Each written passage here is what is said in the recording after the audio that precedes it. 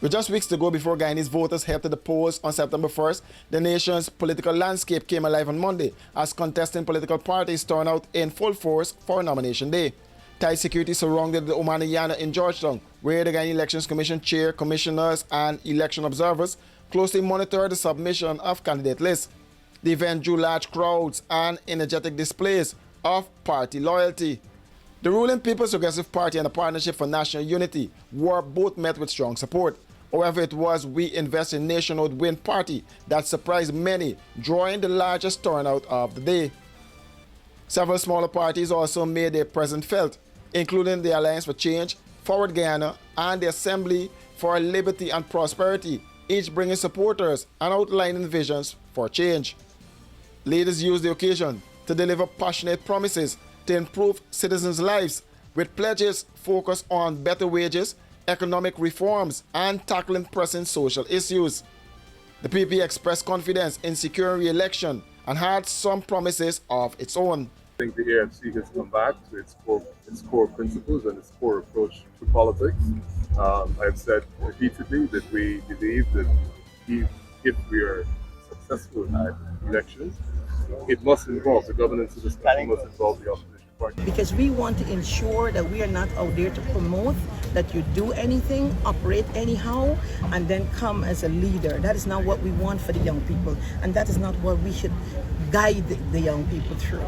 So we want young people to hold themselves accountable. If politics and you want to serve your country, what you do and how you do it, it has consequences. And this is why we keep saying that our agenda is to disrupt, because we are not into window dressing. We have a collection of people, as you can see by my brother Shazam, who's all the way from 79 village under quarantine. So we'll not do the optics for the optics' sake. What we're looking for are people with the spirit and the heart to forward the agenda that we have for Guyana. And that is to build a country where there is inclusivity, there is equity, and where there is a multiplicity of representation in Parliament. We are deeply concerned that for the last 60 years, we have been doing the same thing over and over again and expecting a different result. We should be farther along as a country. The winner-takes-all system that we have been subjected to does not work. We put the policies out there very shortly, in a timely manner. Just be patient. You want to get over with this first. Okay, how diverse is your list? What are your priority in, if you can? What are your Priority areas to invest in the people, to uplift the lives of them. Because every sector in this country is rotten. Every sector. But how are you going to vote for you? We will invest in the people. 59 years, no electricity, no water, housing. Persons can't even get access to their house lots. They claim 50,000 house lots, yet thousands of persons can't even locate, can't even go to their house lots. Prime Ministerial candidate, who's that? Very short. We see Tabitha Sarabu came out here today. Is she a consideration? Maybe. So, Mohammed, why should Guyanese vote for someone like yourself who has been sanctioned by the United States? And we heard of a lot of the implications for the financial sector of the country, its integration in the wider world. Why should Guyanese vote for you? Well, remember, at the end of the day, I'm the only one looking out for the Guyana. I'm the only one representing.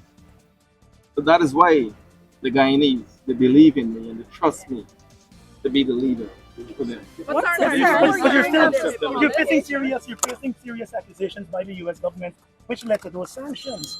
What can you say to people to convince them that they should still give you their vote? Well, at the end of the day, most likely everything will be approved here. So do you think those sanctions matter? The sanctions matter when it comes to my business. Mohammed's enterprise and Paddy's were important. Do you think you're putting Ghana at risk? No, sir. So we have what I would call a well-balanced list.